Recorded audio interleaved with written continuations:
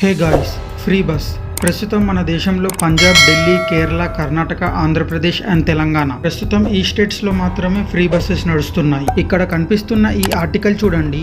తెలంగాణలో 6.71 lakh crores, ఆంధ్రప్రదేశ్లో 13.5 lakh crores, పంజాబ్లో 3.74 lakh crores, ఢిల్లీలో 4,194 crores, కర్ణాటకలో 5.53 lakh crores, ఇంకా కేరళలో 2.38 lakh crores. ఇవి ఆ రాష్ట్రాల యొక్క అప్పులు. యాక్చువల్ గా ఢిల్లీ కొద్దిగా పర్లేదు అనుకోండి, కాకపోతే ఇన్ని lakh crores అప్పు ఉండగా జనాలకి ఫ్రీ బస్ ప్రొవైడ్ చేయడం అవసరమా? అసలు ఫ్రీ బస్ కాన్సెప్ట్ మొట్టమొదటిగా ఏ గవర్నమెంట్ స్టార్ట్ చేసింది? ఇవన్నీ ఇన్ డీటెయిల్ గా తెలుసుకునే ప్రయత్నం చేద్దాం. ఇలాంటి మరెన్నో ఇంట్రెస్టింగ్ ఫ్యాక్ట్స్ కోసం సబ్స్క్రైబ్ టు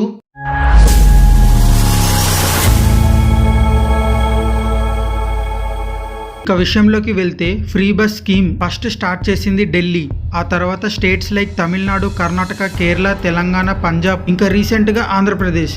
ఇవి ప్రస్తుతం ఇండియాలో లేడీస్ కి ఫ్రీ బస్ ఆఫర్ చేస్తున్న స్టేట్స్. అయితే ఈ ఫ్రీ బస్ ఉండడం వల్ల బోత్ లాభాలు ఉన్నాయి, నష్టాలు ఉన్నాయి. అవేంటో ఈ వీడియోలో చూద్దాం.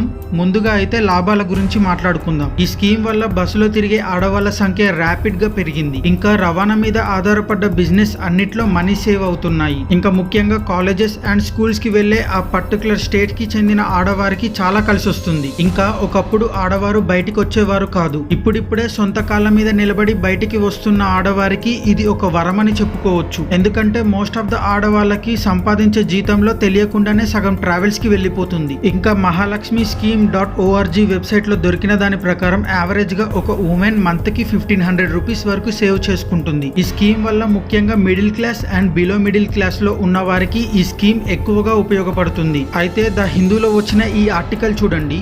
వీరు ఒక సర్వే కండక్ట్ చేశారు. దీంట్లో 29% ఆఫ్ స్త్రీలు ఎవరైతే ఫ్రీ బస్ లో ట్రావెల్ చేస్తున్నారో అందులో 12% ఆఫ్ పీపుల్ హాస్పిటల్ కోసమే వినియోగిస్తున్నారు. ఇంకా ఒక ఫ్యామిలీలో ఒక వెహికల్ ఉంటే మోస్ట్ ఆఫ్ ది ఆ వెహికల్ మగవారికి మాత్రమే పరిమితి అయి ఉంటుంది. అంటే బైక్ లాంటిది ఏమైనా ఉంటే ఆ లేడీ ఎక్కడికైనా వెళ్ళాలంటే ఆ ఇంట్లో ఉన్న ఒక వ్యక్తి తీసుకుని వెళ్ళి అక్కడ దింపి మళ్ళా రావడం, అంటే ఎక్కువగా మగవారి మీద డిపెండ్ అయి ఉండడం ఇలాంటిది. అదే ఫ్రీ బస్ అయితే ఆడవారికి కూడా ఉపయోగపడుతుంది. ఇంకా జాబ్ చేస్తున్న మరియు స్కూల్ కి వెళ్తున్న స్త్రీలకి safety compare to private vehicles ఈ ఫ్రీ బస్ స్కీమ్ అనేది ఒక మంచి బెటర్ ఆప్షన్ అవుతుంది. గాయ్స్, ఒక్కసారి ఈ అనలిటిక్స్ చూడండి. 98% పీపుల్ సబ్స్క్రైబ్ చేయకుండానే చూస్తున్నారు. నా కంటెంట్ మీకు నచ్చినట్టయితే ఒక్క ఫ్రీ సబ్స్క్రైబ్ చేయి బ్రో. మీ ఫ్రీ సబ్స్క్రైబ్ నన్ను మరిన్ని వీడియోస్ చేయడానికి మోటివేట్ చేస్తుంది. ఒకవేళ ఆల్రెడీ సబ్స్క్రైబ్ చేసి ఉంటే థ్యాంక్ యూ సో మచ్. ఇంకా వీడియోలోకి వెళ్దాం. తలకు వస్తే గవర్నమెంట్ ఇప్పుడు భారీ అప్పుల్లో ఉన్నది. అలాంటప్పుడు ఇలా ఫ్రీ స్కీమ్స్ ఇవ్వడం వల్ల రాను రాను మిడిల్ క్లాస్ మరియు బిలో మిడిల్ క్లాస్ వ్యక్తుల పైన అదనపు భారం పడుతుంది. ఇంకా ఫ్రీ బస్ ఉండడం వల్ల మెజారిటీ ఆఫ్ ద సీట్స్ అనేవి మొత్తం స్త్రీలు మాత్రమే ఆక్యుపై చేస్తూ ఉంటారు. ఇక్కడ బస్సులో మనకి ఒక కొటేషన్ కనబడుతుంది కదా,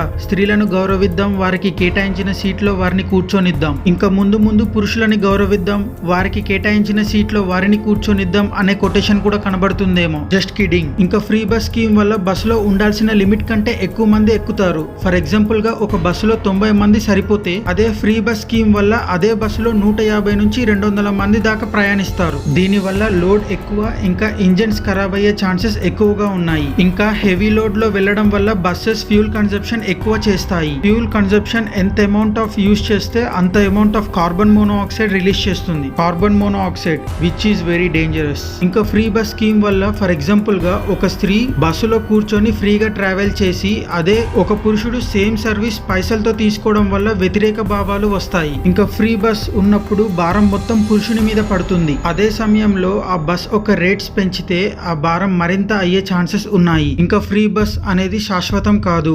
ఏదో ఒక రోజు ఈ ఫ్రీ బస్ అనేది ఆపేస్తారు. సో ఆల్రెడీ రేట్లు పెరిగి ఉన్నాయి కాబట్టి అలా ఆ స్కీమ్ ఆపేయడం వల్ల ఇంకా భారం పెరుగుతుంది. ఇంకా ఫ్రీ బస్సెస్ యూజ్ చేయడం వల్ల normal public vehicles like autos, cabs వీటన్నిటికీ ఒక పెద్ద తలనొప్పిగా మారింది. ఇంకా యావరేజ్ గా ఒక ఆటో డ్రైవర్ 900 నుంచి 1200 వరకు సంపాదిస్తాడు. అదే నార్మల్ టౌన్ లో అయితే 900, ఇంకా సిటీస్ లో అయితే 1200. అదే ఈ ఫ్రీ బస్ స్కీమ్ వల్ల పర్ డే కి 600 వరకు వస్తుంది. ఈ free buses public drivers like autos, cabs వీరందరికీ ఒక శాపం అని అనుకోవచ్చు. ఇంకా అసలు విషయంలోకి వెళ్తే ఫ్రీ బస్ ప్రొవైడ్ చేయడం అవసరమా? దీనికి నా పర్సనల్ ఒపీనియన్ ప్రకారం చూసుకుంటే ఫ్రీ బస్ ప్రొవైడ్ చేయాల్సిన అవసరం లేదు. కాకపోతే ఉన్న బస్ చార్జెస్ ని సగం తగ్గిస్తే ఒకే టికెట్ రేటు పైన బోత్ మేల్ అండ్ ఫీమేల్ ఇద్దరు వెళ్ళొచ్చు. అలాంటప్పుడు వ్యతిరేక భావాలు అనేది వచ్చే అవకాశాలు శూన్యం. ఇంకా ఫ్రీ బస్ వద్దు అనడానికి రెండవ కారణం ఆల్రెడీ ఇందాక చెప్పుకున్నట్లే గవర్నమెంట్ భారీ అప్పుల్లో ఉంది. అలాంటప్పుడు ఈ ఫ్రీ బస్సెస్ ప్రొవైడ్ చేయడం వల్ల స్టేట్ ని ఇంకా అప్పుల్లోకి తీసుకెళ్లడం లాంటిది. ఇంకా